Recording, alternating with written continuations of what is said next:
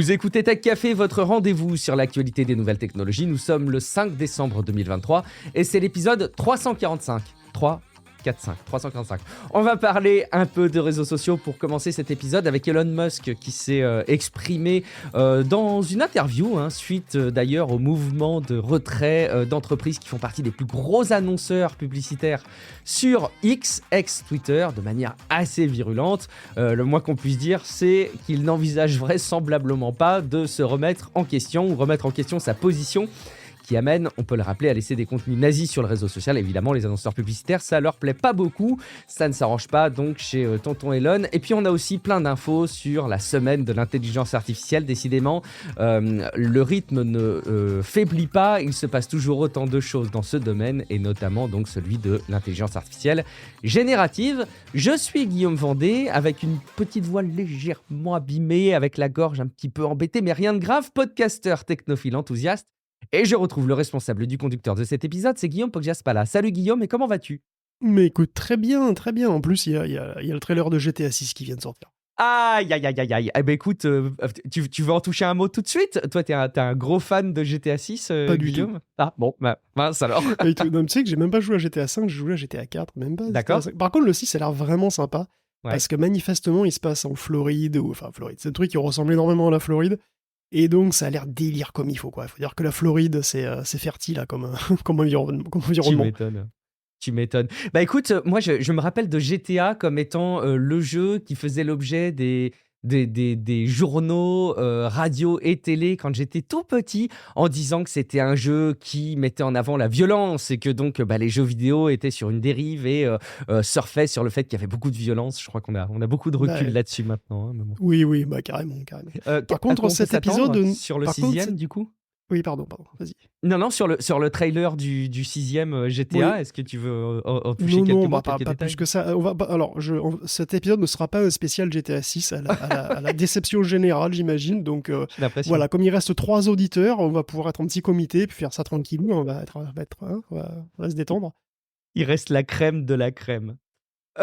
Écoute, merveilleux. En attendant et avant qu'on aborde les news de cet épisode, Guillaume, quelques citations, en particulier pour Sylvain, Gaël, Maxime Letellier, Jimmy Valente et Romaric Brillant. Romaric Brillant que vous connaissez bien, qui d'ailleurs crée des jeux et qui les met à disposition lui-même sur sa propre page Patreon ou même gratuitement comme Le Village, qui nous soutenait, qui a suspendu son soutien et qui revient. Donc écoute, merci beaucoup de revenir faire un petit bout de chemin avec nous.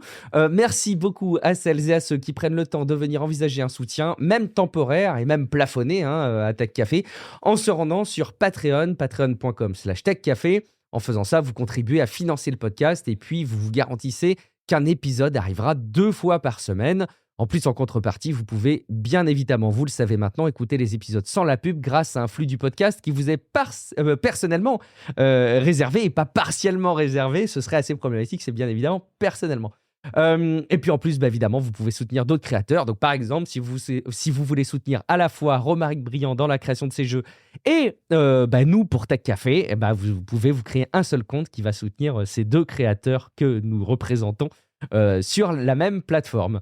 Un petit mot pour citer Kony 3 qui a déposé un podcast. Décidément, j'ai du mal ce soir, Guillaume, qui a déposé un avis sur Podcast Addict. Il nous dit un super duo d'enfer pour des épisodes toujours plaisants avec une bonne dose de vulgarisation, contient également des extraits naturels d'humour et de bonne humeur. Ça se mange sans fin et on en redemande. Guillaume, j'ai eu une remarque, figure-toi.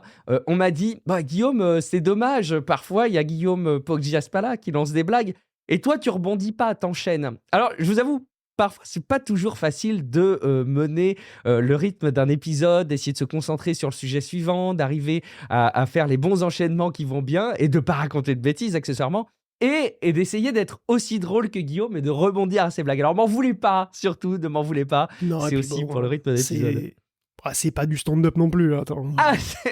Oui, mais je crois que de plus en plus, enfin, je sais pas si c'est que les gens sont à court de retour et donc ils ont tous choisi de nous parler de l'humour ces derniers temps, mais vraiment j'ai plein de retours de personnes qui disent en fait ils passent juste un bon moment parce qu'ils se marrent aussi en écoutant évidemment des sujets sérieux et avec un format qui est bien approprié comme on aime à le rappeler dans un format podcast. Mais il s'amuse et ça, ça fait plaisir. Il rit, il sourit. Donc on vous fait des petits clins d'œil, on vous remercie. J'en profite aussi pour vous dire que vous pouvez commenter sur techcafé.fr et puis discuter entre vous et avec nous sur Discord. Le serveur est accessible sur techcafé.fr/Discord et on parle pas que de tech. L'environnement est hyper agréable, hyper sain, hyper chaleureux, familial, oserais-je dire. Le lien, comme tous les autres liens, sont dans les notes de l'épisode. Évidemment, n'hésitez pas à aller jeter un coup d'œil régulièrement aux notes de l'épisode qui vous permet déjà de retrouver les sources des sujets qui sont abordés dans les épisodes de Tech Café et qui ont permis de construire la veille pour parler des sujets tech de la semaine. Mais il y a aussi une manière de les rédiger qui est bien propre à Guillaume Poggiaspala qui prépare le conducteur des épisodes et ça mérite le détour. Guillaume, justement, sans autre forme de procès, on se doit de tenir au courant nos auditeurs. On avait déjà expliqué durant la dernière semaine qu'Elon Musk était un peu chafouin et qu'il n'était pas d'accord de voir des annonceurs publicitaires tourner la page justement de la publicité sur X, anciennement Twitter, parce que des tweets peu recommandables se retrouvaient juste à côté des publicités. Il a pu s'exprimer sur le sujet dans le cadre d'une interview notamment, Guillaume. Ouais, alors il y a des actus Musk cette semaine, hein, et donc déjà il y a le Cybertruck qui est sorti par exemple, et il est énorme. C'est un vrai petit morceau de dystopie que tu peux avoir tout à toi pour entre 60 et 80 000 $ quand même, donc c'est super cher. Et donc ça fait de lui un caprice pour gens riches qui veulent rester tout confort, même en se prenant des fusillades scolaires ou en roulant sur des clochards. Le truc aurait autant sa place dans Cyberpunk 2077 que dans Mad Max. Ah oui. S'il y avait encore des centrales électriques dans Mad Max, d'ailleurs. Mais bon, de toute façon, il déçoit un petit peu les fans, puisque en fait, il a une autonomie qui est pas terrible, tout en étant remarquablement cher quand même. Et bon, c'est clairement pas le Cybertruck qui était le plus gros titre cette semaine, pourtant. T'as vu au passage qu'il a du mal à ouvrir la portière. Je sais pas si t'as remarqué sur les vidéos qui ont circulé. En fait, tu peux ouvrir en posant ton doigt sur une partie bien particulière de la portière. Et donc, comme il y avait le fait qu'il délivrait les premiers Cybertruck à ceux qui en avaient fait la réservation, il ouvrait la portière, mais en fait, on sent qu'il se galère. Donc, décidément, la gestion des portières et des poignées des portières des véhicules Tesla, c'est pas la Rolls, on va dire. Mais bon, moi, dans mon AX, j'y arrivais très bien, mais bon, je dis ça comme ça. En tout cas, Elon Musk a donné une interview au Deal Book Summit du New York Times, mercredi dernier. C'était avec Andrew Ross Sorkin, une interview qui a duré presque 1h30, ce que vous avez sans doute déjà vu passer ça des dizaines de fois, puisque c'est là qu'Elon s'est illustré par son attitude, on va dire bravache, vis-à-vis des gros annonceurs qui font plus de pub sur X depuis sa sortie sur les Juifs, dont on avait parlé dans le dernier épisode. Bon, voilà, on va pas revenir dessus en détail. Ça partait d'où pourtant? Franchement, Andrew Sorkin, qui est lui-même juif américain, a commencé à l'interroger là-dessus, un truc qui d'ailleurs le touche personnellement, vu le profil des gens qui ont soutenu à fond Musk après c'est donc ses tweets et ses tentatives maladroites de clarification. Et c'est d'autant plus naturel que Musk était allé faire un tour en Israël, ça pouvait être facilement vu comme une tentative de se rattraper un petit peu, ou comme un coup médiatique, Justin, c'est assez long. Pendant toute l'interview, et il a un truc autour du cou d'ailleurs, c'est une plaque sur laquelle est gravé « Bring 'em home », c'est-à-dire ramenez-les à la maison, sous-entendu, les otages. Donc ça lui a été donné par un couple de parents, il a dit qu'il le porterait aussi longtemps qu'il y aurait des otages. D'ailleurs, Elon semblait faire preuve d'une authentique contrition. Il dit que le premier tweet est une grosse gaffe et qu'il regrettait d'avoir répondu à ce type, qu'il aurait dû être beaucoup plus clair dans ses propos dès le début. Ça a commencé réellement comme une tentative de reconnaître ses torts, vraiment. Et là, à 3 minutes, en plein milieu de cette phase de contrition, ça part totalement en live. Ça sort de nulle part. Andrew, il lui demande comment il vit ça, les critiques, puis les annonceurs qui fuient la plateforme, et à la seconde où il prononce le mot annonceur, advertisers, Musk sort de ses gonds. Il dit qu'ils arrêtent. Je veux pas qu'ils fassent de pub. Si quelqu'un essaye de me faire chanter avec la pub, avec l'argent de la pub, qu'il aille se faire foutre. Je cite. Et il le répète bien plusieurs fois pour qu'on soit bien sûr d'avoir bien compris, tout en faisant un petit salut à Bob Iger, président de Disney, qu'on imagine tout à fait charmé. Alors, tu verrais la tronche du journaliste. Mais il est gêné, on sent qu'il sait pas où se mettre. Alors Andrew, il est sans voix, complètement. Pendant plusieurs secondes, il comprend pas. Et bien d'ailleurs, c'est assez normal de pas comprendre, c'est normal de réagir comme ça quand on voit un mec se mettre une balle dans chaque pied avec un grand sourire comme ça, c'est bizarre. Et il continue, d'ailleurs, toujours sérieux, et Elon, il dit c'est que s'il continue, les annonceurs, ils vont tuer la compagnie, et que le monde entier le verra. Et donc, Andrew lui-même se pose la question, et il pose la question, pourquoi le monde entier blâmerait Disney, Universal, Apple et tout ce que la planète compte de grandes marques pour la mort de X? Pourquoi ne pas blâmer son CEO et son propriétaire? Et quand bien même, Elon pense-t-il vraiment que les gens vont boycotter Disney parce qu'il aurait tué X? Bah, apparemment oui, parce que manifestement, Musk surestime un tout petit peu l'importance de X dans la vie du monde. Je te rappelle que X, il est utilisé par 120 millions d'utilisateurs chaque jour, et pas des milliards, hein. 120 millions c'est beaucoup, hein, mais enfin, c'est pas non plus des milliards. Et quelle est la fraction de ces 120 millions pour qui X a vraiment une importance capitale, au point de boycotter des marques par militantisme, ou au point d'influer sur l'opinion qu'elles ont de ces marques? Je crains qu'Elon s'avance un tout petit peu. De toute façon, cette rhétorique du chantage n'a pas de sens. Hein. X, c'est un business, hein, et son business model principal, c'est la pub. Il propose des espaces publicitaires que les marques choisissent ou non, selon qu'il convient à leur demande ou pas. Et puis c'est tout. D'où les marques seraient obligées de souscrire à un service pour soutenir la liberté d'expression. Ah, c'est très c'est pas une ONG, il n'y a pas de loi, ça n'a aucun sens. Et c'est encore une fois le propos. Hein. X, c'est le champion de la liberté d'expression. Les grandes marques veulent le museler en faisant pression. Alors que non, c'est juste une victimisation classique. Hein. Si ton réseau n'a pas le profil qui convient à Disney, bah Disney ne vient pas et puis c'est tout. Et c'est rien de dire que les envoyer se faire foutre, c'est pas ça qui va les encourager à revenir. Après cet épisode, on est à grosso modo 10 minutes d'interview sur 1h30. Je vous laisse imaginer. Alors en fait, il y a énormément de trucs dans cette interview. Donc pendant la grosseur. Je n'ai pas regardé en entier. Hein. Je reconnais que moi j'ai vu la séquence qui a buzzé, mais je n'ai pas été faire mon travail jusqu'à regarder l'intégralité de l'interview. Je l'ai vu presque en entier. Je crois qu'à un moment je me suis endormi. Non mais le truc c'est que c'est assez difficile. Qu'est-ce que tu ferais pas pour le bien de l'information dans ta café, Guillaume? Écoute, mais bon, il y a des moments lunaires, il y a des moments vraiment incroyables. Alors par exemple, il y a un moment, un petit peu après, pas très loin plus tard, ça part en semi-psychanalyse. Il lui parle, tu vois, Andrew lui parle de cette tempête dans sa tête, c'est la tempête dans ma tête, oui. Je rigole pas, il a évoqué une tempête dans sa tête, une tempête intérieure, une tempête dans sa tête dans un autre podcast, Elon Musk. Et du coup, ça part un échange introspectif. Elon aurait 10 000 idées à la seconde, mais cette tempête est sauvage, ce n'est pas une tempête joyeuse, tu vois.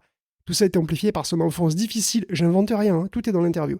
Il a dit aussi que c'est une faiblesse que de vouloir être aimé, lui il n'avait pas cette faiblesse, tout ça. Bon, il insiste aussi sur l'importance pour lui de faire de l'humanité une civilisation multiplanétaire. Il est beaucoup évidemment question de SpaceX et de Tesla et de Starlink aussi, parce que voilà, Starlink ça accroît encore beaucoup l'importance stratégique, voire géostratégique à Elon Musk, malgré lui d'ailleurs, puisque Starlink va servir à partiellement remettre une connectivité à Gaza, mais uniquement pour les ONG reconnues. Tu vois, par exemple, il y a toujours des choix comme ça dans lesquels il est embringué alors qu'il n'a pas forcément envie. Donc Starlink choisit, il a un pouvoir dessus, tu vois, comme dans l'épisode du drone ukrainien, Elon se retrouve au milieu de considérations qui le veuillent ou pas, qui sont vraiment très compliquées, quoi. En plus, Starlink a le monopole de fait, l'Internet par satellite, et ça fait beaucoup de choses pour une personnalité qui est sans filtre et qui est super impulsive, comme Musk. Donc il lâche aussi, au détour d'une discussion, que Neuralink d'ailleurs est prêt à commencer des tests sur les humains, il lâche aussi qu'il n'est pas fan de l'idée de syndicat. Il n'est pas fan de l'idée. Syndicat, moi non, je trouve pas. Je trouve que c'est une vision trop confrontationnelle. Bon.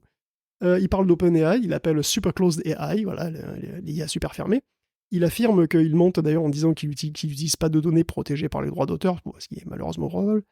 D'ailleurs, XAI peut profiter de données Twitter, pour lui c'est un avantage de ce point de vue-là. D'ailleurs, il dit qu'on aura des IA qui sont plus intelligentes que les humains d'ici 5 ans, peut-être venant de XAI et entraînées sur des milliards de tweets, je pense qu'on a une bonne chance. Il y a donc une très longue interview dont on ne sait pas trop quoi faire en réalité. Elon se comporte comme s'il n'était pas au courant de comment fonctionne sa propre boîte. Il a viré à coup de pompe dans le derche ses principales sources de revenus sans proposer aucune alternative. De fait, d'ailleurs, la question psychologique parfois de l'interview, la teneur psychologique de l'interview, elle n'est pas si étonnante puisque Elon Musk ne se comporte pas comme un CEO rationnel. Aucun CEO rationnel ne va dire à ses principaux clients d'aller se faire foutre. Aucun ne va même risquer de mettre en péril son image de marque, en tweetant sur des coups de tête et sur n'importe quel sujet. Non, quand tu es CEO rationnel, je sais pas, le plus incroyable que tu fais, c'est tu fais une photo du cookie que tu as au petit déjeuner et tu l'envoies sur Instagram, c'est tout. Je veux dire, c'est... Bon. Et là, en plus, il fait ça sans aucun backup. Je veux dire, il a aucun plan B. Et du coup, la rentabilité de X, là, elle est très mal, parce que les gros annonceurs ne reviendront pas. Donc X va essayer d'attirer plein de petites et moyennes entreprises pour remplacer un petit peu, mais ça suffira pas. Donc X doit le plus vite possible transitionner, passer à une autre source de revenus. Donc ça peut être plein de choses en fait. Ça peut être les commissions sur les paiements de sa future super app. Ouais, ça peut être les retombées éventuelles d'IA qui seraient pondues par XAI et qui pourraient monétiser d'une manière ou d'une autre. Mais sans les fonds de Musk, X il est fini, terminé. Donc évidemment, Elon pourrait le maintenir en vie le temps de changer radicalement de business model. Mais ça va prendre des années. Questionné sur l'éventuel décès de X d'ailleurs, Elon ne dit pas spécifiquement, explicitement qu'il allait subventionner. Mais bon, la faillite de X, ce serait quand même la perte sèche de plus de 40 milliards de dollars, donc vraisemblablement, il va essayer encore quelques temps de transformer ça en quelque chose d'autre, quoi. On peut pas lui reprocher de faire des contorsions pour maintenir ses clients. On peut pas le reprocher d'être de mauvaise foi juste pour faire en sorte que les grands annonceurs restent sur la plateforme. J'ai l'impression, c'est fou, hein, mais finalement, ce qui transparaît aussi de cette interview, de ce que tu en restitues et de ce qu'on peut voir, c'est une forme de sincérité, et de sincérité maladive en fait, hein, mais d'une forme de sincérité. Au point que j'ai l'impression qu'on pourrait imaginer que cette expérience l'amènerait à faire un mea culpa, à changer la manière dont il s'exprime, à mieux temporiser ses propos. Et j'ai même l'impression que, bah, enfin, vraiment, concrètement, non, parce que même le fameux Pizzagate revient dans ses propos, Guillaume. Oui, oui, le Pizzagate. Alors rapidement, si vous avez oublié ça, vous avez beaucoup de chance. C'est l'histoire de cette pizzeria à Washington qui s'appelle donc le Comet Ping Pong et qui aurait été, selon une théorie complotiste qui est née sur 4chan, qui a fait fureur chez une frange de la droite américaine en 2016, ça aurait été une couverture pour un donjon pédophile. Donc il y aurait eu dans le sous-sol une sorte de donjon, voilà, où les clients prestigieux, dont Hillary Clinton, bien sûr, auraient payé pour abuser des enfants. Une théorie saugrenue quand même, démentie de multiples fois. Il y a un gars qui y allait avec un fusil pour libérer les enfants, je cite, et qui a trouvé que dalle, pas plus que les flics qui sont intervenus, ni quiconque d'autre, journalistes, ce que tu veux. Le Comet Ping Pong, c'est une pizzeria. Et bon, depuis plus de 6 ans, cette histoire, c'est un des premiers avatars de complot pédo-démocrato-sataniste. Il y a un truc qui est même antérieur à QAnon. Et pourtant, périodiquement, ça ressort. Et là, prétendument, un des experts qui a enquêté et démystifié le Pizzagate aurait été emprisonné pour pédophilie. Bon, évidemment, ça la foutrait mal. Sauf que ce mec, qui s'appelle James Meek, c'est pas un expert du Pizzagate qui a démystifié le truc, c'est juste un mec qui a mentionné la théorie dans un rapport sur la désinformation russe. Et il y a un autre mec, qui est un homonyme britannique, qui a aussi parlé de la Pizzagate dans un bouquin. Il s'appelle aussi James Meek. Mais donc James Meek n'est pas l'expert qui a démenti le truc. Donc c'est une rumeur qui a été étudiée et débunkée par plein de gens, plein d'organisations différentes. Le lien entre Meek et le Pizzagate a été lancé par Ron Watkins cet été. Et Ron Watkins, on le soupçonne fort d'être derrière le cul de QAnon. Et ça tourne, mais ça tourne dans les milieux conspi normalement. Dans les milieux un petit peu, bon voilà. Jusqu'à ce qu'Elon Musk retweete un mème là-dessus, à 2 reprises, au moins, et alors, c'est pas un truc isolé, tweet qu'il a, je crois, effacé depuis. Mais là, on s'interroge, qu'est-ce qui se passe par la tête de ce gars? Il oublie littéralement que la moitié de Twitter le suit. Littéralement, il est suivi par la moitié des utilisateurs totaux de Twitter. Ça le dérange pas de booster à mort la visibilité d'une vieille théorie conspi délirante, il se fout de l'image que ça donne de lui, que ça donne de la boîte, quand même. Même Walter Isaacson, au micro de CNBC, le dit, Musk se tire une balle dans le pied en relayant ce genre de truc. Et ça va commencer à faire plus de balles que d'orteils bientôt, donc c'est difficile. Mais il peut pas s'empêcher, il peut pas se taire. Et le pire, c'est que désormais, il en fait une posture. C'est-à-dire la posture, c'est « je suis libre ». Moi, j'ai de compte à rendre à personne, je dis ce que je veux, quoi qu'en pense l'establishment, le système, et le monde verra, le public sera juge. C'est textuellement d'ailleurs ce qu'il dit dans l'interview à propos de la mort éventuelle de X, le public sera juge. Ce qui est marrant, c'est que c'est une rhétorique populiste, en fait. On est anti-système, on représente le peuple, qu'on prend un témoin, qu'on laisse juge. Et c'est quand même marrant de voir un CEO, un PDG d'une grosse boîte adopter cette approche. Je sais pas trop si ça va être une stratégie business vraiment efficace. C'est à démontrer. Au passage, je voudrais reclarifier l'enchaînement que je faisais. Il faut souligner quand même que ces partages de Pizzagate, de même autour du Pizzagate, sont antérieurs à sa prise de parole en interview. Donc voilà, n'allez pas tirer des conclusions sur la manière dont j'ai présenté les choses. Peut-être j'en doute, mais peut-être qu'il va un petit peu changer son fusil d'épaule sur ses prises de parole, Elon Musk. On ne sait pas. En tout cas, il y a vraiment quelqu'un à qui on pense de manière assez récurrente dès qu'on voit Elon Musk dériver, et Guillaume. Et c'est d'ailleurs assez régulièrement dans Tech Café, on se pose un peu la question. Tu avais déjà dit, toi, même d'ailleurs, dans de précédents épisodes, à quel point c'était quand même curieux, c'est le fait qu'elle reste envers et contre tout la boss de Twitter, la boss à la botte d'Elon Musk, mais la boss quand même, Linda Yaccarino, connue pour ses liens dans le milieu notamment de la publicité, qui était là aussi pour redonner une image de sérieux et de confiance auprès des investisseurs. Guillaume, pourquoi est-ce qu'elle est toujours en poste, cette personne ? Linda, je sais plus. Linda a été choisie avec grand soin pour ramener avec elle son énorme super profil. Et oui. Attends, elle vient de NBC Universal, c'est la responsable de la pub, je veux dire, un des plus gros carnets d'adresses du monde. Et ces gros publicitaires-là, qu'elle connaît bien, elle avait réussi à les faire revenir. Et Elon les a envoyés se faire foutre, littéralement. Alors, donc elle pourrait être en pétard. Je veux dire, ça serait très très normal. Mais si c'est le cas, c'est pas du tout visible dans son mémo aux employés, qui reprend exactement le schéma narratif de Musk, et qui dit, voilà, essentiellement, nos principes ne sont pas à vendre. Précisément, elle dit notre mission chez X est audacieuse, c'est être une plateforme ouverte, sans censure de la pensée, une plateforme qui fournit aux gens des informations et la liberté de se faire leur propre opinion. Nos principes n'ont pas de prix, ils ne seront jamais compromis, et quels que soient leurs efforts, nous ne nous laisserons pas distraire par des critiques secondaires qui ne comprennent pas notre mission. Waouh! Donc, elle va plus loin, même. Elle va aussi jusqu'à rassurer les collaborateurs de X du fait qu'ils fassent partie d'une entreprise qui, comme d'autres entreprises d'Elon Musk, sont là pour changer le monde, quelque part. Elle replace X comme étant une des entreprises de la galaxie Musk. C'est ça, et d'ailleurs, du coup, alors c'est magnifique ça, parce qu'on reprend exactement la même rhétorique que Elon Musk, donc on renverse la situation. On s'érige en victime, alors que c'est nous qui faisons la connerie. C'est la base, ça. Au lieu de se justifier et de s'amender, on se radicalise sur sa position et on transforme ses problèmes en principes. Comme ça, on est inattaquable. C'est les principes. On moralise le truc, même, surtout, si c'est complètement hors de propos, par ailleurs. Et on transforme nos problèmes de fonctionnement en croisade. Donc, on s'appuie aussi, exactement comme tu dis, sur les autres boîtes d'Elon Musk, parce qu'elle marche encore pas mal. Donc Linda, elle est immensément fière de mener cette compagnie, qui fait partie d'une constellation unique qui change le monde. Voilà, SpaceX, il a révolutionné l'accès à l'espace. Mais SpaceX, une cousine. Alors nous aussi, on est révolutionnaires, forcément. Neuralink change des vies. xAI va créer une IA surhumaine. Alors c'est pas possible que dans cette famille, X soit juste le petit cousin boiteux, myope, sourd et un peu attardé. Non, lui aussi, il a une mission, tu vois.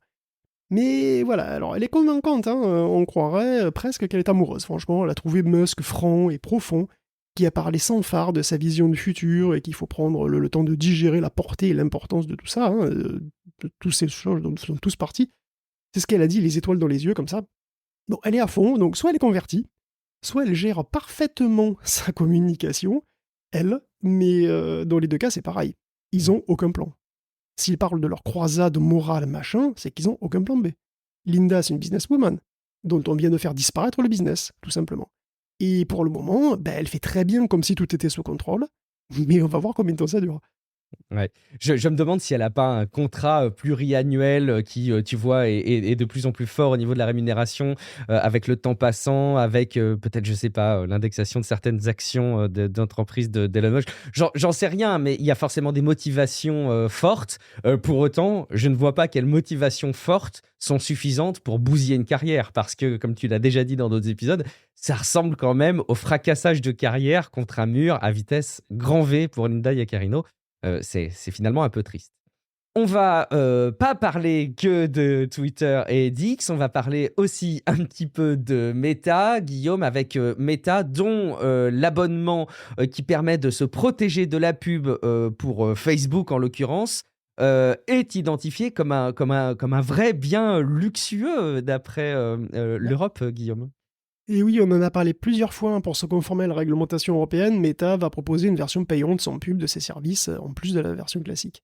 Et là-dessus, ces offres sont très diversement appréciées selon les pays, mais en général, c'est considéré comme cher. Je rappelle que c'est 10 balles par mois pour accéder à Facebook et Instagram. C'est même 13 sur iOS, et bon, évidemment, perso, jamais de ma vie je paierai 12 balles pour accéder à Facebook, à moins d'y être obligé pour des raisons professionnelles avec un pistolet sur la tempe et ma femme prise en otage. Ou les trois à la fois, c'est nécessaire. Donc voilà, sans compter que c'est un début, les prix vont augmenter à partir de mars 2024, donc si vous liez d'autres comptes Meta ou Instagram, ce sera 6 € par compte supplémentaire. C'est hors de prix. Donc, il sera 13 € sur iOS et sur Android d'ailleurs. Enfin là, pour le coup, on est tous logés à la même enseigne. C'est vraiment si tu passes par les App Store. C'est ça, si tu passes par un App Store, effectivement, tu payes la commission de l'App Store. Donc il sera possible en 2024 de payer plus pour Facebook et Instagram que pour Netflix. Voilà, sauf si vous consentez à voir des pubs. Alors bien sûr, perso, je trouve que c'est du vol qualifié, je sais pas si je suis représentatif.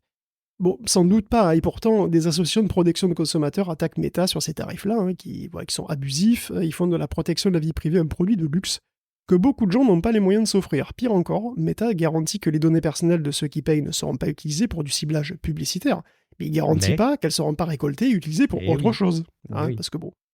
Et bon, c'est la BUC. La BUC, c'est le Bureau européen des consommateurs qui attaque Meta en disant que donc les prix pratiqués sont tellement hauts qu'il continue en fait à enfreindre la loi européenne sur la protection de la vie privée parce que le tarif serait dissuasif et excluant. Parce qu'en Europe, et c'est pas glorieux, 20% des gens sont au bord de la pauvreté, ou carrément dedans, Et pour eux, du coup, protéger sa vie privée, c'est pas possible. Et même d'ailleurs pour les gens qui sont dans une situation moins précaire, hein, ça peut monter vite parce que 10 balles c'est par personne. Donc par famille, ça monte. Avec le nombre de services qui passent ou vont passer à l'abonnement mensuel, la facture ça peut monter très très vite. Et à ce train-là, dans un futur proche, même une famille de classe moyenne devra faire des choix. C'est-à-dire que tu pourras pas protéger ta vie privée sur toutes les applis, tout simplement. Et ça, c'est inacceptable. Donc dans cet argumentaire, le buck est rejoint par le NOIB, qui est une association autrichienne, que je sais pas ce que ça veut dire NOIB, mais c'est pas grave, qui souligne qu'il faut agir vite parce que c'est un phénomène qui est clairement déjà en train de se produire. TikTok va faire exactement pareil que Meta, nul doute que X suivra, donc voilà. Ah ben non, il n'y a plus de pub sur X, pardon, oups. Oh si, il y en a de la pub sur X, et crois-moi, il y en a beaucoup. Et alors, pas de grande qualité, croyez-moi. Tu sais, les produits à la Temu et compagnie, là, on commence à les voir fleurir. Ça va pas s'arranger. Ça va pas s'arranger. Je sais pas ce qui vaut mieux, en fait, hein, des grands annonceurs à côté de tweets nazis, ou... Ah non, les tweets nazis, ils sont là quand même. Bon, allez, on va arrêtons de taper sur X, on l'a suffisamment fait. On termine par contre de taper sur Meta, Guillaume, qui est pointé du doigt pour avoir ignoré de manière assez répétée des plaintes de la part d'enfants sous l'âge de 13 ans concernant des usages sur Instagram. Oui, Meta n'est pas en très bonne posture en ce moment, parce qu'il est donc attaqué par 41 États pour son laxisme dans la protection des jeunes. Il y a une nouvelle plainte qui vient d'être déposée contre lui pour son laxisme à faire appliquer ses propres règles en ce qui concerne ces mêmes jeunes. Sur le papier, c'est pas du papier, mais vous voyez bien, vous pouvez pas être sur Facebook ou Instagram si vous avez moins de 13 ans. En pratique, je pense que c'est tout ce qu'il y a des quantités d'adolescents qui se débrouillent pour avoir un compte quand même. Et Meta le sait très bien, pas moins que les autres, et il ferme les yeux là-dessus. En tout cas, c'est ce qui ressort des documents qui sont joints à cette nouvelle procédure, qui donnent des chiffres un peu plus précis. 1,1 million de signalements d'utilisateurs trop jeunes entre 2019 et le premier semestre 2023, et seule une fraction ont eu des suites.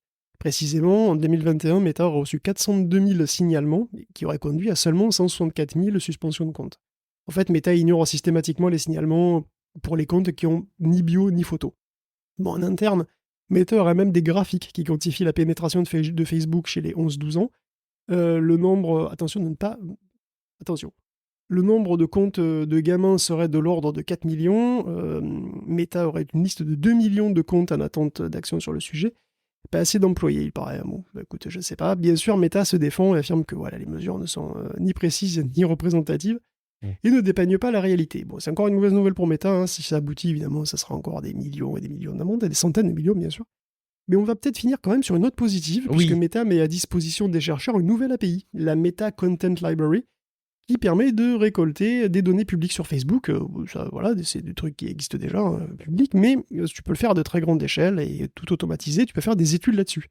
Tout ce que tu peux récolter, c'est déjà public, mais évidemment, c'est une API. Tu peux le faire algorithmiquement. C'est gratuit. Et c'est uniquement pour le secteur académique. Ça sera à disposition d'un panel d'universités pour commencer. Et à terme, les grands instituts de recherche pourront fouiller facilement les données de Facebook. C'est une vraie demande. C'est une vraie demande, ça, de la communauté scientifique, pour pouvoir documenter ce qui se passe quand même. Tout à fait. Il faut plus de transparence. Donc, les universitaires en sont très preneurs. C'est un effort louable. Mais ne nous voilons pas la face. Hein, c'est un effort qui est largement consenti sous la pression du DSA, qui requiert ce genre d'outils pour que les chercheurs puissent analyser les risques systémiques sur les réseaux sociaux, par exemple. C'est dans les textes. Donc, par exemple, la diffusion de contenus illégaux, l'entrave à la liberté d'expression, etc. Alors, boudons pas notre plaisir, hein, et voilà, il y a forcément... c'est quand même très bien, il y a énormément besoin de ce genre d'outils, comme tu dis. Donc, les pouvoirs publics s'intéressent de plus en plus à l'impact des plateformes ou du numérique en général sur les sociétés. Il faut bien qu'elles se basent sur des études, et les études, ça a besoin de données, de beaucoup de données. En particulier, des études sur les réseaux sociaux, sur l'impact sur la santé mentale, puisque c'est là-dessus que se reposent plein de procédures en cours, donc il faut plus de données fiables, et c'est l'espoir d'avoir un jour un éclairage plus juste de comment ça marche et quels effets ça a. Eh ben tant mieux, ça reste une note, quand même concrètement positive, parce qu'on peut entreapercevoir le fait que va continuer à être documenté l'usage et peut-être même les effets des réseaux sociaux. Donc très bien, on va mettre de côté cette rubrique sur les réseaux sociaux. On a plein de sujets autour de l'intelligence artificielle. Guillaume, une première étude déjà concernant l'utilisation d'Internet, si je dis pas de bêtises. Oui, c'est intéressant. On parle souvent de l'effet délétère des réseaux sociaux sur la santé mentale, en l'occurrence chez les jeunes, dans le cas du procès contre Facebook/Instagram, tout ça. Et plus largement, on parle aussi pas mal d'addictions aux réseaux sociaux, pour les jeunes et les moins jeunes, hein, d'algorithmes addictifs sur TikTok, etc. Bon, le numérique, le réseau, les jeux vidéo, voilà, tout ça nous bouffe-t-il le cerveau? C'est un petit peu ce que un chercheur d'Oxford, de l'Oxford Internet Institute précisément, s'est demandé. C'est un mec qui s'appelle Andrew Pryzbylski. Je le prononcerai qu'une seule fois, n'insistez pas. Donc le mec J'ai pas n'est pas entendu, ça n'a pas enregistré. Tu peux le redire? Andrew Pryzbylski, voilà, je pense. C'est P-R-Z-Y, je sais pas trop comment ça se dit. Donc le mec n'est pas à sa première étude sur le numérique, hein, c'est un habitué. Il avait fait une sur le jeu vidéo, où il avait montré que c'était pas les jeux violents qui rendaient violents, mais les jeux difficiles. C'est la difficulté qui augmente l'agressivité des joueurs, ça on peut le noter, on peut le Elden Ring, mais pas la violence du contenu. Donc ouais, j'ai peur du nombre de tueurs en série qui a été créé par Elden Ring ces derniers temps. Bon. Ou les jeux From Software de manière générale. Ouais, en fait ils sont dangereux. Mais bon, bref, Andrew, on va l'appeler Andrew, s'est demandé si l'apparition d'Internet dans les foyers avait un impact sur la santé mentale mondiale. Rien que ça. Donc il a mis en regard des études sur le bien-être psychologique dans 168 pays, pour des gens entre 15 et 89 ans, je crois. C'est entre 2005 et 2022. Donc il a aussi utilisé des stades de pénétration d'Internet dans 202 pays entre 2000 et 2019. En fait, il y a 2 études. Il y en a une sur le bien-être mental, sur le bien-être mental, et par rapport à l'apparition d'Internet entre 2000 et 2020, et une sur la santé mentale, sur la période de 2000 à 2019. Dans les 2 cas, il n'y a rien. Que dalle, nada. On voit parfaitement la proportion de gens équipés d'Internet passer de 0 à 60, voire 80%. Ça dépend quoi. Il y a Internet fixe et Internet mobile, mais bon, dans les 2 cas, évidemment, là, vous vous en doutez, c'est passé à 80%, quoi. Mais pour ce qui est du sentiment de satisfaction de sa vie, c'est le calme plat. 50% pour toutes les années. Le nombre d'occurrences perçues d'événements négatifs a légèrement augmenté, mais c'est si faible que c'est pas significatif de les incertitudes, et c'est pareil pour les événements positifs, c'est encore plus faible. En ce qui concerne les chiffres de la dépression, de l'anxiété, de l'automutilation, donc ça c'est le volet santé, hein, ça change pas, entre 4 et 5% pour l'anxiété et la dépression, et c'est même en très légère baisse pour l'automutilation. Super. Donc en résumé, si on tient compte des incertitudes statistiques inévitables, hein, Internet et le mobile ont changé absolument que dalle à notre santé mentale, en tout cas si vous êtes un adulte. Parce que bon, il faut quand même faire attention, la première étude sur le bien-être ne concerne que les gens au-dessus de 15 ans, donc ça dit pas grand-chose sur les ados. Et la seconde couvre les enfants, effectivement, de 10 à 14 et de 15 à 19, donc de blocs, mais dans ces tranches d'âge, c'est justement là où on a plus de complexité. C'est-à-dire une relation qui est légèrement plus marquée que dans les autres tranches d'âge. Ça reste faible, mais ça vaudrait le coup de creuser plus. Donc voilà, si vous êtes déprimé, c'est peut-être pas la technologie, hein, c'est peut-être les guerres, l'effondrement écologique, les polluants éternels dans les pots de yaourt qui donnent le cancer, et puis les punaises de lit, hein, saleté de punaises de lit. Saleté de punaises de lit.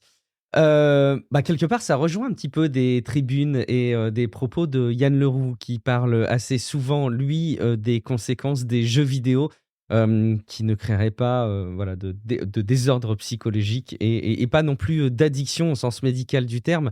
Évidemment, tout ça est assez compliqué et loin de nous la prétention de vous relayer là dans Tech Café des affirmations. La recherche continue et la recherche continue aussi donc en matière d'intelligence artificielle. On se doit d'en parler. En Europe notamment, Guillaume, il ne devrait pas y avoir trop d'impact sur l'emploi. Et ça pourrait peut-être quand même un peu jouer sur les salaires. Alors, des conclusions à prendre avec des pincettes et peut-être à surtout pas transposer à d'autres environnements comme les États-Unis. Il faut prendre les études avec les résultats tels qu'elles sont et pas les transposer, c'est ça? Ouais, là, on va rentrer dans les études qui sont un peu moins convaincantes, on va dire. La BCE sort une étude qui est demi-rassurante sur l'impact de l'IA dans le secteur de l'emploi, une étude sur 9 ans et 16 pays européens qui conclut un effet positif de 2,6 à 4,3% sur les postes impactés, qui sont des emplois très qualifiés. Les emplois non qualifiés ne souffriraient pas, mais premier petit bémol, l'étude note, sans l'expliquer d'ailleurs, un impact légèrement négatif sur les salaires. Moi, je vois un deuxième gros bémol à cette étude, qu'on remarque dès qu'on lit les résumés de leur article en PDF. Elle porte sur les années 2011 à 2019. Exactement. Et 2011, je ne suis pas certain que l'intelligence artificielle était la même qu'en 2023 et en 2019 non plus d'ailleurs. Oui, elle mesure les effets de l'IA à une époque où les IA génératives n'existaient pas du tout. Et oui. On rappelle que Midjourney, c'est février 2022 et que ChatGPT, c'est novembre 2022. En 2019, on est bien avant que les IA puissent produire quoi que ce soit de concurrentiel avec un humain. Donc cette étude donne peut-être un bon aperçu historique de la période passée, mais elle ne préfigure absolument pas de ce qui va se passer à partir de maintenant. Aïe. Malheureusement, elle ne sert strictement à rien si on veut avoir une idée de ce qui nous attend sur le marché du travail dans la prochaine décennie. Parce que la décennie 2020-2030 n'aura rien à voir technologiquement avec la période 2011-2019, et ça c'est certain. Alors on continue avec des études et là aussi peut-être à prendre avec des pincettes ou avec un petit peu de recul. En tout cas, ça n'annoncerait, si c'est confirmé, vraiment rien de bon. Il s'agirait en tout cas de mesurer l'énergie consommée par la génération d'images. Une IA générative consommerait autant d'énergie pour faire une image qu'il en faut pour recharger un appareil comme un smartphone. Et évidemment d'ailleurs, Guillaume, au passage, qui dit énergie, dit émission de carbone. Est-ce qu'on peut tirer le fil jusqu'au bout? Bon alors, c'est une autre étude qui est vraiment décevante, et surtout venant d'une institution comme Hugging Face, c'est cet article qui veut quantifier effectivement la consommation électrique des IA, ce qui est effectivement un domaine compliqué, c'est sûr, parce que des IA, il y en a de tous les types. Il y en a qui reconnaissent des visages, il y en a qui analysent les sentiments ou la toxicité d'un texte, il y en a qui génèrent des images, d'autres qui les classent, et il y en a encore évidemment qui génèrent du texte, etc. On compare Et des cette choux et des étude... carottes, c'est ça? De quoi? On compare des choux et des carottes, c'est ça? C'est pas vraiment ça. Non. Enfin, oui, si, c'est un petit peu ça, en fait. Oui, effectivement, si tu veux. En gros, cette étude regroupe, précisément, cette étude regroupe 88 modèles de deep learning et elle donne leur consommation moyenne sur un type de tâche fixe par catégorie. Donc, il y a des catégories comme classification d'images, classification de texte, détection d'objets, génération d'images, génération de texte, etc. Donc, c'est une étude qui a été reprise un petit peu partout, qui est en train d'être reprise un petit peu partout, en particulier dans le prestigieux MIT Tech Review. Et on y lit effectivement que générer une image consomme autant d'énergie que charger son téléphone et que générer du texte en consomme bien moins. Je créer du texte 1000 fois, je cite l'article de MIT là, consommerait seulement 16% d'une charge complète. Et là, on se pose des questions parce que on sait que les modèles qui génèrent du texte sont beaucoup plus gros que ceux qui génèrent des images. Et que comme la quantité d'énergie est proportionnelle à la quantité de calcul et donc grosso modo au nombre de paramètres, on se demande par quel miracle ça peut être possible. Donc on va voir dans les appendices de l'article original, et puis on se rend compte dans les appendices que les modèles mesurés sont tous absolument minuscules. Les modèles de langage qui ont été choisis ont entre 125 millions et 6,7 milliards de paramètres en moyenne. Au maximum, 6,7 milliards en moyenne, on doit être autour du milliard de paramètres sur les modèles qui sont étudiés. Or, ChatGPT 3.5, il a 175 milliards de paramètres, et il y en a sans doute encore bien plus pour GPT-4. Et surtout, plus personne n'utilise ces modèles. Tous ces modèles sont complètement obsolètes, ils sont complètement nuls d'ailleurs. Personne n'utilise GPT-2, ni GPT-Neo, ni Opt 6.7 ou Bloom 560M. C'est-à-dire plus personne. Les gens utilisent ChatGPT, Claude ou Pi, qui sont en moyenne peut-être 100 fois plus gros. Et même en local, on n'utilise plus ces vieilleries. On utilise des lamas à 13, 34 milliards de paramètres, voire 70. On n'utilise jamais ces genres de trucs.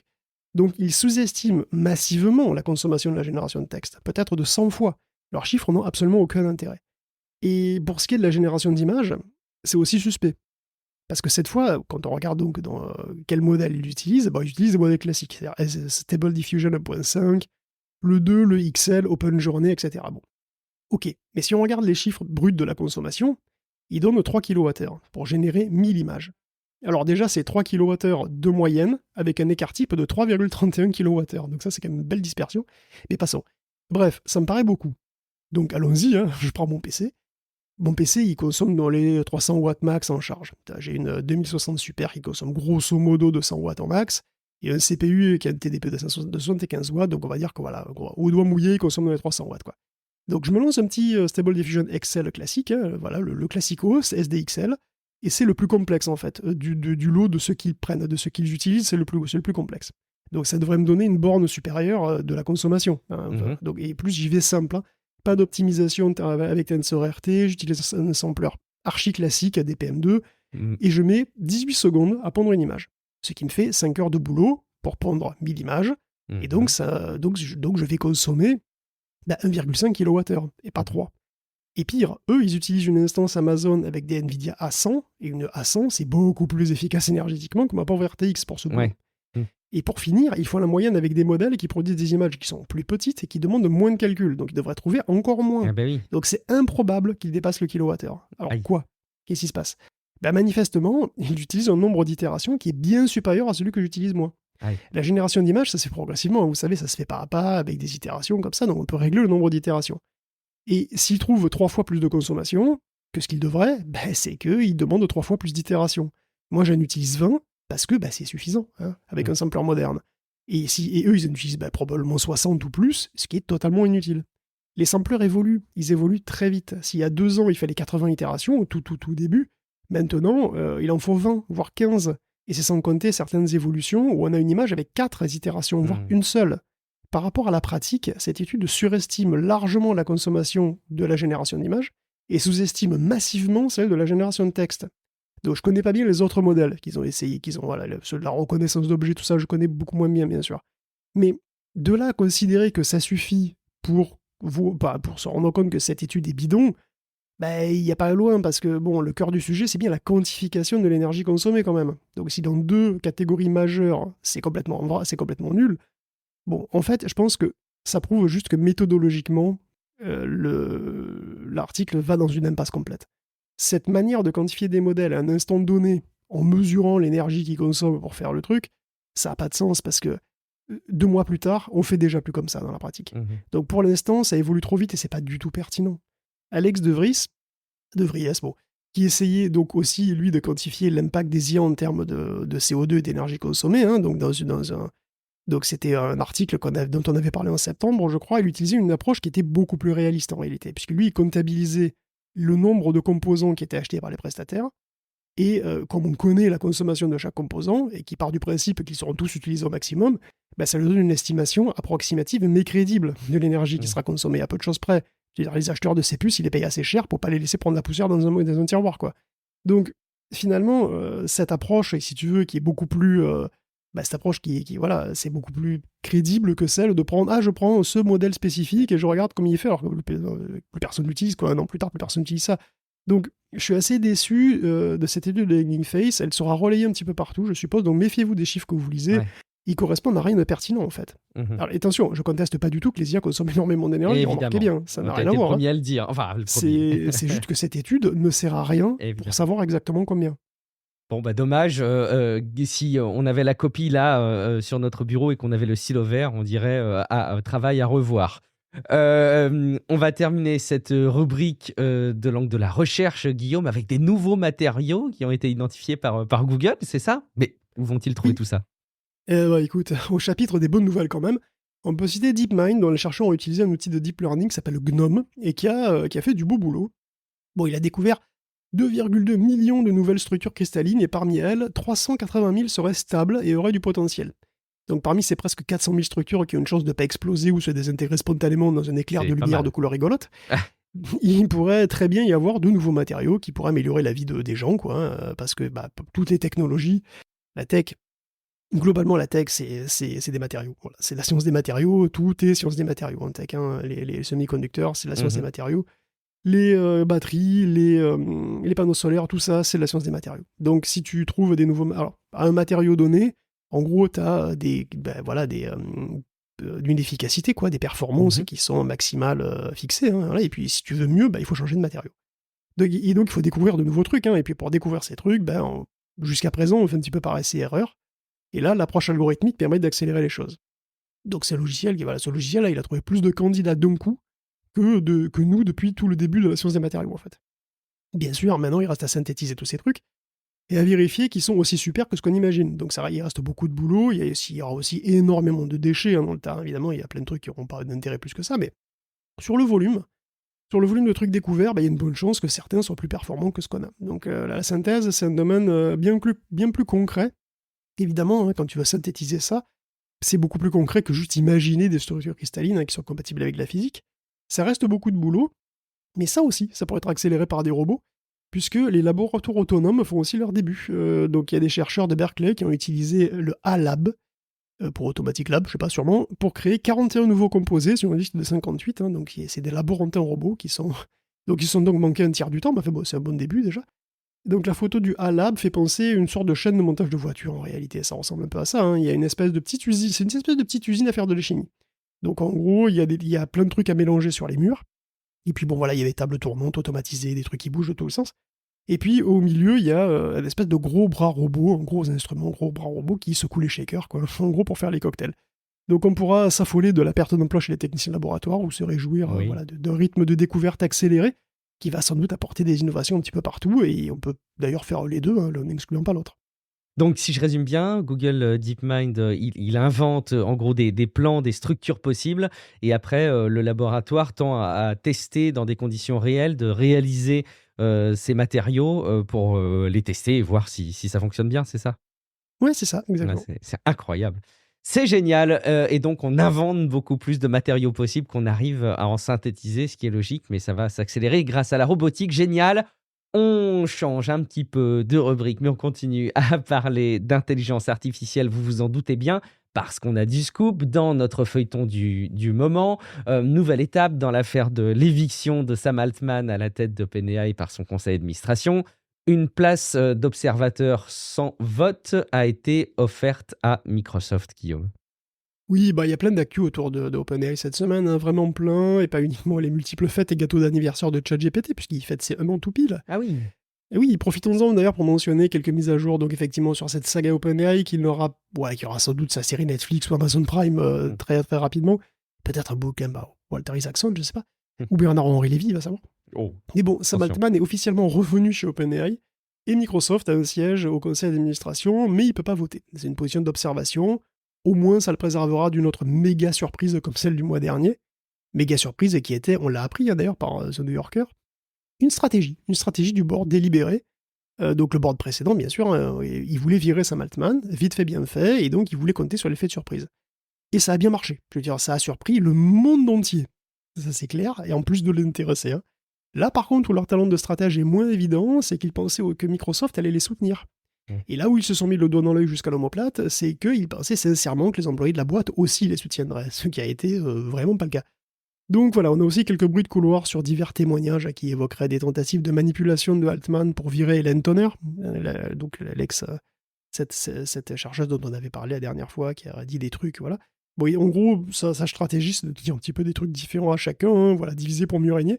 Bon, Altman, c'est un petit roublard, et d'ailleurs, ça a bien servi à OpenAI par le passé, puisqu'il aurait bloqué une tentative de prise de contrôle par Elon Musk en 2018, et puis son talent de camelot a été quand même bien utile pour lever des fonds, ça a bien marché.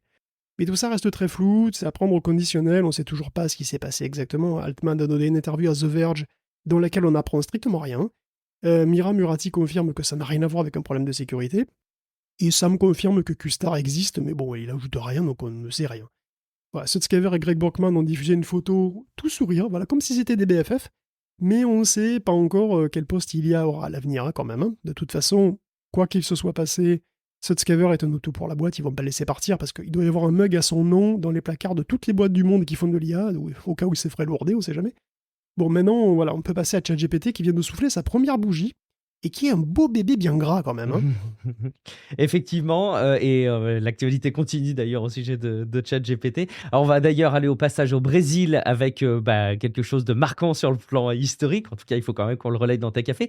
Et puis aussi une recherche, alors qui est assez intéressante, par les équipes de Google et aussi assez cocasse, qui concerne ChatGPT, qui est parvenu à hacker quelque part le comportement de ChatGPT, pardon, et qui est parvenu à un résultat un peu curieux. En fait, il suffisait de lui demander de répéter bêtement un mot pour toujours, pour que, il le fasse, mais qu'au bout d'un moment, on ne sait pas trop pourquoi, mais il lâche le contenu en mode super copier-coller de la mort de ses données d'entraînement, et on voit des informations qu'il a digérées pour apprendre. Guillaume, répète pour toujours le mot tabernacle, s'il te plaît. Oh non non, mais de toute façon, ça marche pas, il faut que ce soit un mot qui fasse un seul token. Ah, bon, pardon, mince, mauvais exemple. Là, c'est on va en parler. On va en parler. ChatGPT qui a été lancé le 30 novembre 2022. Donc voilà. Beau bébé, happy birthday to you, ChatGPT. Et donc, il vient d'ailleurs, au même moment, quasiment un an jour pour jour, il vient de voir sa première loi promulguée. Et oui. Et c'est pas une blague, c'est Ramiro Rosario, qui est un conseiller municipal de Porto Alegre au Brésil, qui a demandé à ChatGPT d'écrire une proposition de loi. En l'occurrence, c'est une loi pour dispenser les administrés de payer pour les vols de canalisation. Voilà. C'est particulier, mais... Donc voilà, il a présenté à ses 35 collègues, et elle a été approuvée à l'unanimité, cette voie, et le conseil ne savait pas du tout que c'était un texte écrit par une IA. Parce que bien sûr, Ramiro, il a rien dit, parce que ses collègues auraient sans doute même pas lu ce truc. Mais là, c'est passé crème. Donc je pense que ça illustre bien le chemin parcouru en seulement une année. Oh oui. C'est ChatGPT, novembre 2022, un prototype, une bêta, au mieux, rendu public de manière un peu expérimentale, quasiment sur un coup de tête. Maintenant, c'est un outil utilisé par des législateurs dans le monde entier. Bah voilà, super. Voilà, si vous écoutez TechCafé, je pense que voilà, 80% du contenu parle de lui-même en ce qui concerne l'impact des IA génératives. Mais c'est pas pour ça qu'il n'y a pas de problème.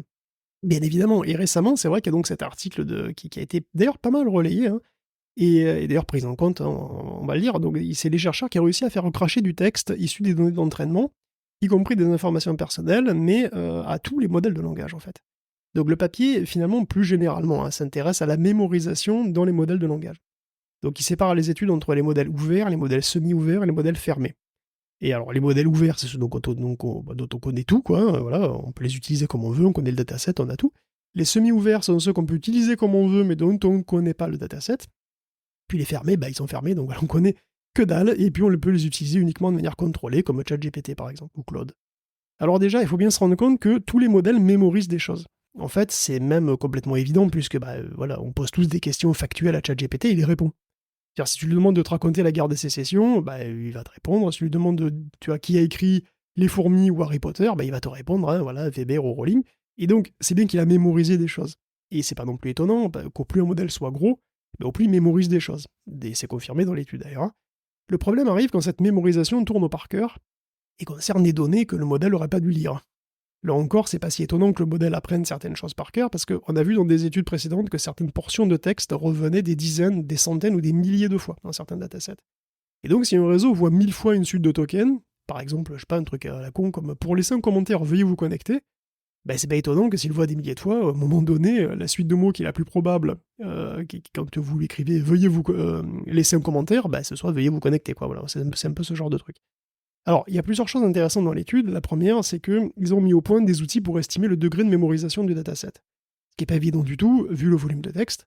Même si on ne connaît pas le dataset exactement, d'ailleurs, ils arrivent quand même à le faire avant une estimation.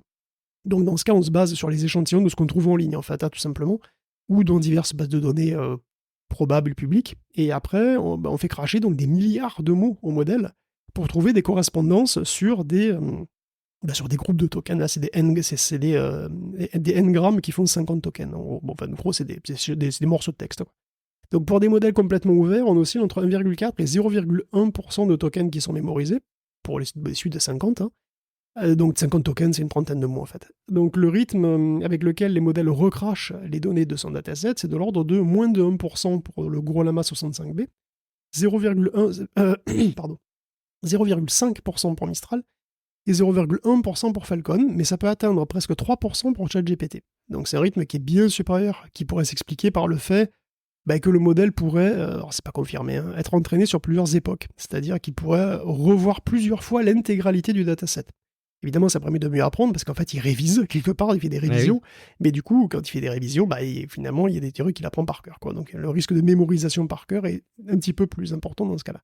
Ce qui est étonnant, c'est que le ChatGPT, il est aligné, et que donc il est très encadré, et que malgré tout, les chercheurs ont réussi à lui faire cracher des données de son dataset. Ils ont réussi à le jailbreaker. Effectivement, c'est une manière assez rigolote, c'est ce que tu disais. Alors attention, donc effectivement, il lui demande de répéter un mot à l'infini, par exemple le mot contrat. Et puis il va dire contrat. Bon. Et puis il va répéter des centaines de fois ce mot, puis à un moment il pète un boulon, tout simplement. C'est génial. Il va passer en allemand, et puis il va commencer à produire du texte qui pourrait être un contrat passé entre deux boîtes pharmaceutiques à Zurich. Tu vois, si c'est au bout d'un moment, c'est ça qui est quand même dingue. C'est pourquoi est-ce que alors attention, le truc c'est qu'il faut bien voir que le texte qu'il produit à ce moment-là n'est pas forcément un texte qui est issu de son dataset. Mais ça peut être dans une fraction des cas qui est d'environ 3%, du texte issu de son dataset. Donc si tu lui demandes de lire, au bout d'un moment, il va faire livre, et puis après, je sais pas, il va péter un boulon, et peut-être il va réciter un poème d'Edgar Allan Poe. Mais c'est pas du tout systématique. La plupart du temps, il part en couille, et puis il produit juste du texte aléatoire, quoi, comme ça, il brode. Mais certaines fois, il va produire verbatim, ou presque, des textes qui sont dans son ensemble d'entraînement. Et parfois, dans ces trucs qui crachent verbatim, il peut y avoir des informations personnelles, comme des emails, des numéros de téléphone, des UID, des URL, un peu n'importe quoi. Donc le fait que ChatGPT devienne fou avec des répétitions à l'infini de token, en fait, ça avait déjà été remarqué. Par contre, ça n'avait pas été utilisé pour repérer la mémorisation. Et d'ailleurs, pourquoi est-ce qu'il devient dingue ? C'est pas certain.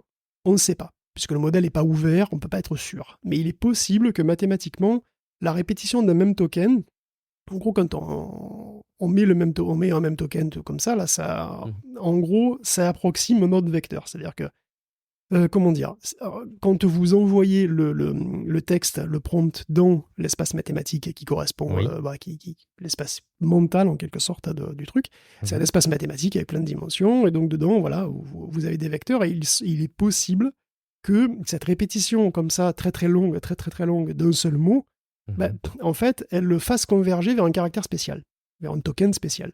Parce qu'en fait, il y a des tokens spéciaux. Dans le vocabulaire des modèles de langage, il n'y a pas que des tokens normaux, qui sont des mots ou des morceaux de mots. Il y a aussi des tokens spéciaux pour, par exemple, finir une phrase, commencer une phrase, tu vois, fin de texte, etc. Et c'est comme ça, en fait, qu'on sait que le modèle a fini de répondre à une question. Un modèle, quand il répond à une question, il crée comme ça du texte. À un moment donné, il peut aussi envoyer un token spécial qui s'appelle end of text, et puis le truc s'arrête et il vous rend la main, par exemple. Donc, il est possible effectivement que, d'une manière géométrique, en quelque sorte, la répétition d'un token approxime un autre token bizarre, un autre token spécial, et que ce token spécial, ce soit un token de début de séquence. Et donc, le token de début de séquence, ça lui fait dire qu'en fait, ok, là, il a fini de parler, il a fini, par exemple, un paragraphe, et là, il faut passer à autre chose. Et donc, passer à autre chose, pour lui, ça veut dire qu'il peut commencer à parler d'autre chose. Et du coup, comme c'est autre chose, en gros, il commence à parler de n'importe quoi. Dans le thème quand même, parce que si c'est livre, il reste dans le terme, mais il commence à parler de n'importe quoi. Bon, on n'est pas sûr de ça. Hein. Et alors, quel problème tout ça pose ? D'un point de vue des données personnelles, à mon avis, ça pose pas tant de problème que ça, parce que si le dataset, s'il ne contient que des trucs qui sont déjà publics sur Internet, a priori, voilà, de toute façon, c'est un truc que tu aurais trouvé en utilisant Google, quoi, tu vois. Donc, alors, évidemment, jailbreaker ChatGPT, c'est moins efficace que Google si tu sais ce que tu cherches. Bon, après, évidemment, il y a un côté systématique qui peut être attrayant, quoi. Donc, d'ailleurs, depuis cette étude, demander de répéter un mot indéfiniment devient interdit sur le titre de ChatGPT, c'est devenu une violation des termes de service. Évidemment, le problème se pose si ces données deviennent d'autres sources, et des sources copyrightées. Évidemment. Alors, je veux dire, il est tout à fait possible que ChatGPT donne un paragraphe d'un livre protégé, mais après, le livre entier, c'est très peu probable. De toute façon, les données personnelles publiques n'ont pas vocation à se retrouver. Enfin, les données personnelles et les données copyrightées, à terme, n'ont pas vocation à se retrouver dans des datasets. Hein, donc, de plus en plus, je pense qu'on va s'affranchir de ça. Et puis, les données synthétiques sont une bonne piste à suivre. Bon, c'est fort cocasse, vous pouvez aller regarder l'article qui parle de ce sujet, il est dans les notes de l'épisode, comme tous les sujets qui sont abordés dans Tech Café, donc tu l'as dit, en tout cas, ChatGPT est un beau bébé, et puis évidemment, on commence à voir des sujets un peu historiques, et c'est tout aussi historique que la loi écrite par ChatGPT qui a été acceptée au Brésil, c'est, alors en Chine cette fois, une décision. Alors, la décision, c'est celle d'autoriser le fait que, j'espère ne pas dire de bêtises, le droit d'auteur puisse s'appliquer sur une image qui a été générée par intelligence artificielle de la part de la Chine, Guillaume, voilà, qui est fort progressiste, ma foi. Écoute, on parlait de copyright pour les IA, et justement, la surprise générale de l'Occident, je suppose, un Chinois a obtenu les droits d'auteur sur une image générative, donc la Cour a reconnu que sa production possédait une originalité, et avait nécessité suffisamment d'intervention humaine pour mériter d'être protégé par un droit d'auteur. Alors, à chaud, ça se défend quand même, non ?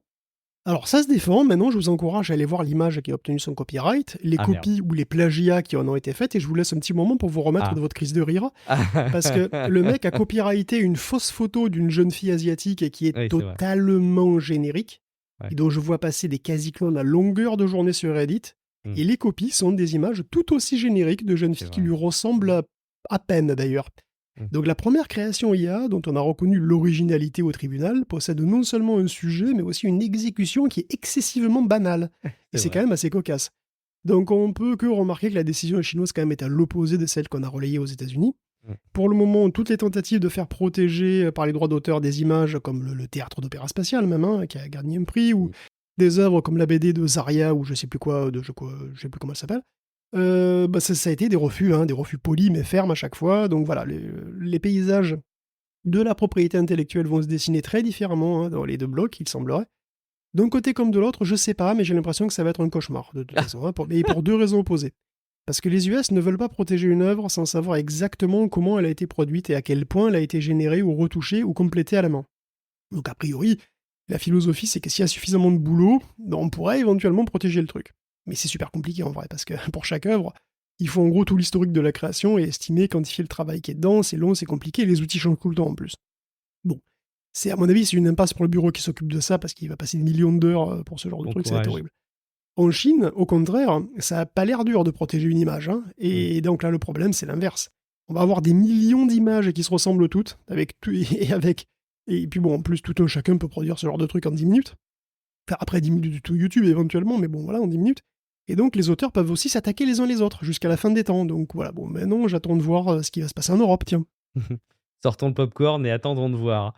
Guillaume, tout à l'heure, quand on parlait de tentatives avec des études de mesurer l'énergie consommée par les intelligences artificielles génératives, tu nous parlais de leur évolution et tu nous disais maintenant qu'il y a des outils qui permettent de générer des images avec un nombre très réduit d'étapes. Justement, on a Stability AI qui évolue avec une version turbo. Alors Guillaume, si j'ai bien compris, avec Stable Diffusion Turbo, j'aime le nom, je ne peux pas encore générer d'images en temps réel, mais on va pouvoir assez facilement avoir des résultats assez convaincants en quelques secondes seulement. Explique-nous un peu ce prodige.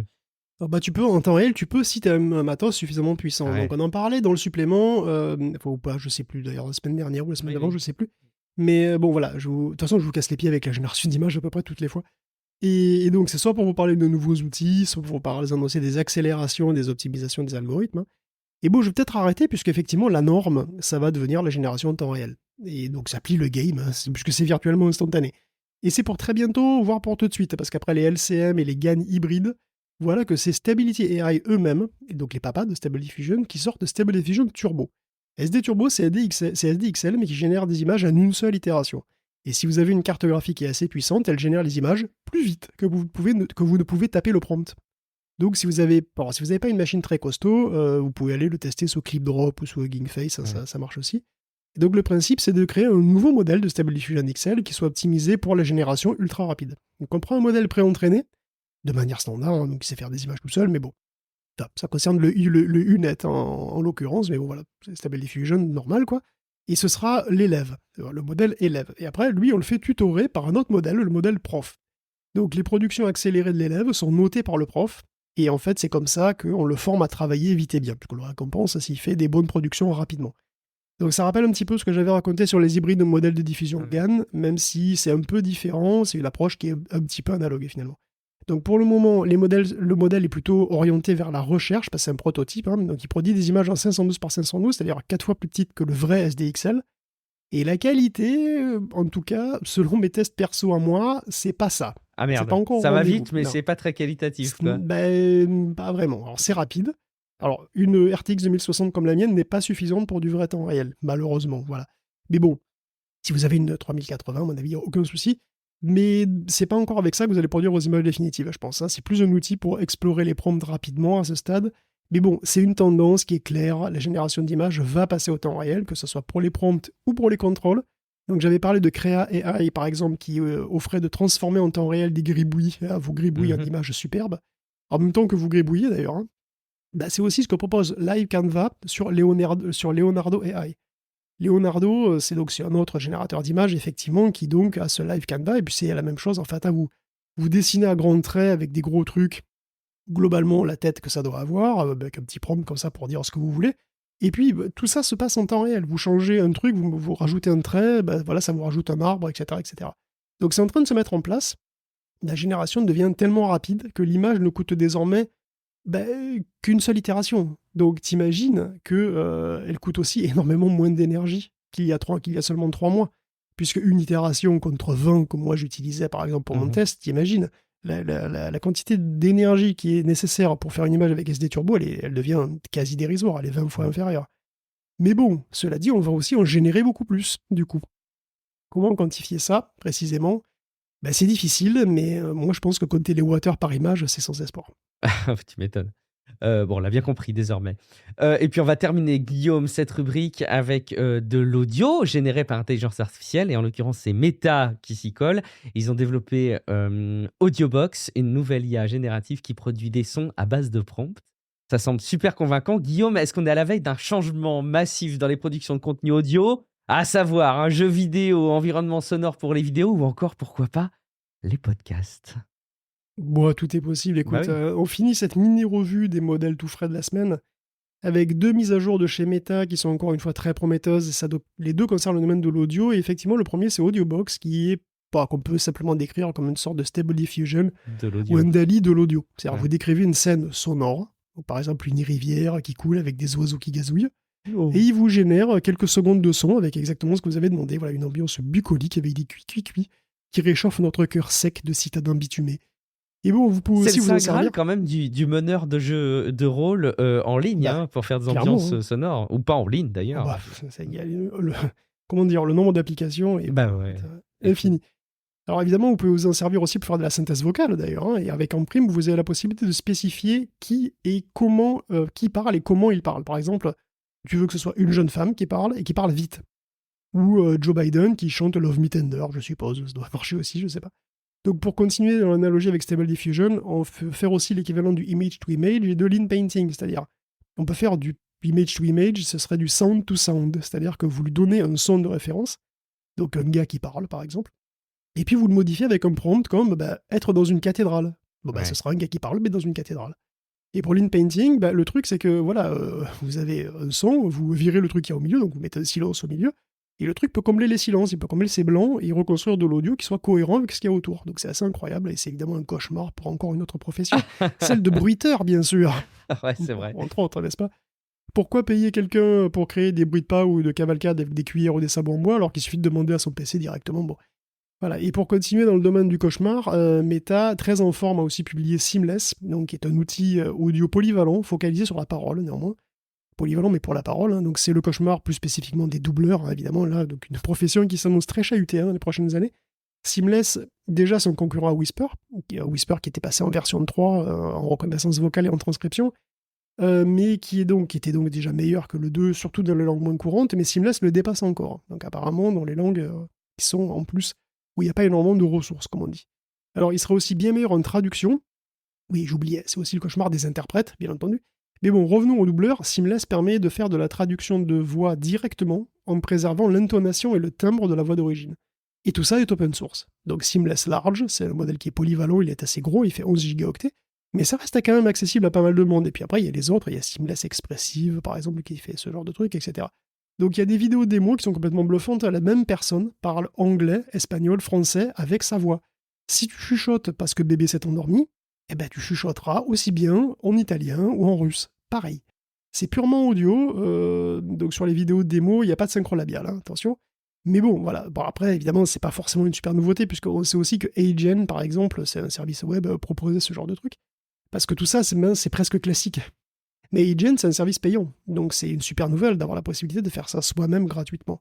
Agen, quant à lui, va désormais d'ailleurs encore plus loin, puisqu'on en parle, avec la possibilité de créer des avatars encore plus facilement. Alors les avatars, ce sont ces répliques photoréalistes d'une vraie personne, voilà, qu'un algo anime et peut faire dire n'importe quoi. Donc ces trucs sont en train d'envahir les pubs et le téléachat, hein. Dans 5 ans, il restera sans doute plus qu'une minorité d'humains qui te fera l'article sur un set de couteaux de cuisine ou comment faire du pognon avec des bitcoins. Je veux dire, c'est fini tout ça. Et Agen propose désormais de le faire en self-service, 2 minutes de vidéo de toi, ou de qui que tu veux, hein, voilà, ça suffit pour créer un avatar qui parle en 25 langues de n'importe quoi et 24 heures sur 24. Et c'est la version de base, parce qu'il y a plusieurs niveaux de qualité, bon évidemment c'est plusieurs niveaux de prix, hein, ça va jusqu'au 4K qualité studio, et voilà, c'est fabuleux, c'est aussi atroce évidemment, je sais même plus en fait. C'est tout aussi excitant que rassurant, évidemment. Peut-être comme l'ensemble de l'information autour de l'intelligence artificielle générative et la vitesse à laquelle ça va. Donc du coup, ce qu'on va faire, c'est qu'on va faire une petite pause pour l'instant. On va attendre quelques jours avant d'en reparler. Et en attendant, on va plutôt conclure cet épisode pour parler de jeux vidéo. On commence cette section avec des nouvelles infos croustillantes issues du procès Epic contre Google avec Blizzard Activision King, qui avait, Guillaume, un projet dans les cartons, le développement d'une app mobile de magasin de jeux pour Android, dans un premier temps, une espèce de Steam pour smartphone. Et oui, Bobby Kotick est un sacré malin, hein. C'est chez Activision Blizzard King. Ils avaient un projet qui s'appelait Boston, et qui c'était un projet de faire un store, effectivement, pour leurs jeux, déjà, et possiblement après pour les jeux d'éditeurs tiers. Sous Android, en concurrence, du coup, avec celui de Google, bien sûr, et avec une commission moins chère, un petit peu comme l'Epic Game Store. De 12% d'ailleurs, je crois que c'est pareil.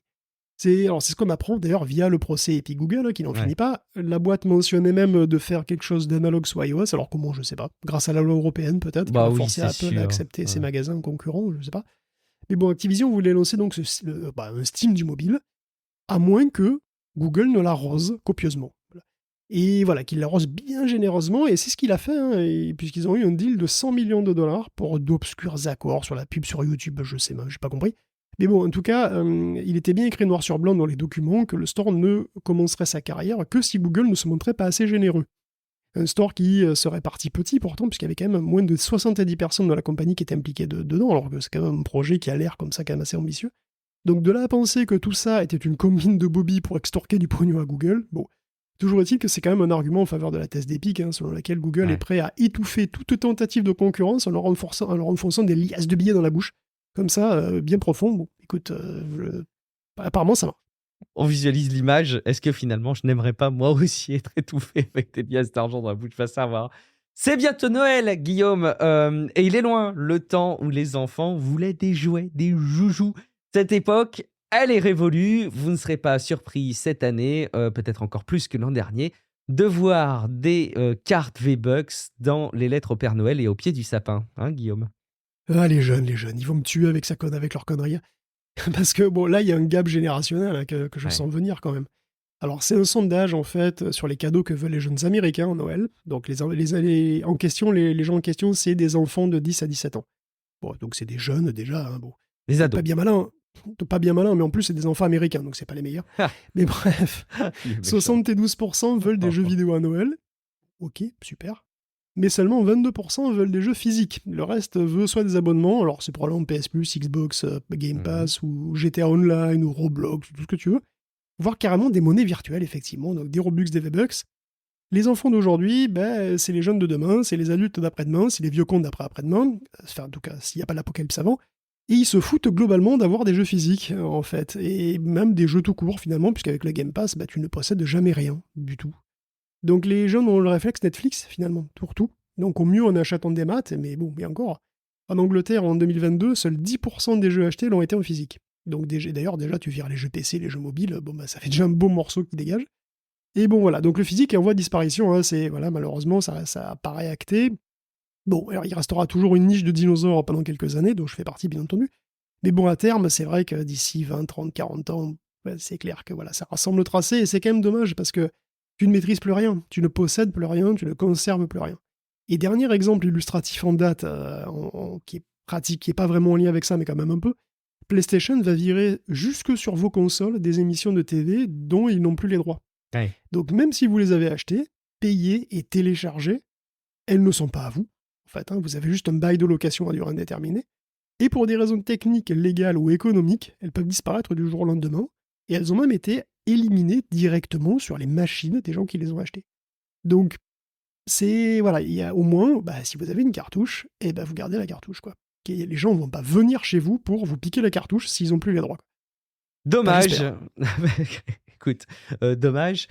On termine, Guillaume, cette rubrique avec Kiss en avatar virtuel, c'est ça?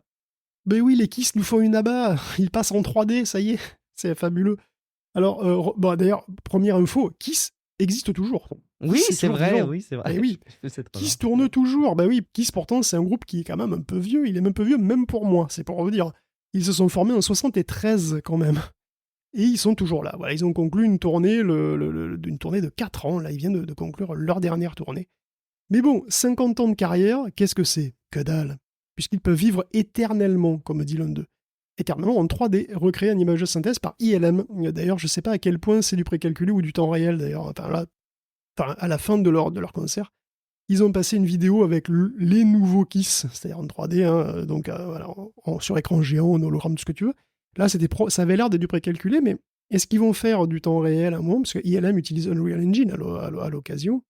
Donc, on pourrait même imaginer qu'il y ait du temps réel, des interactions, je ne sais pas trop comment ça va se passer. Quoi qu'il en soit, les avatars de Kiss vont continuer à tourner et à chanter, entre guillemets, sans plus avoir à se préoccuper de détails triviaux comme l'âge, les prothèses de hanche ou la mort.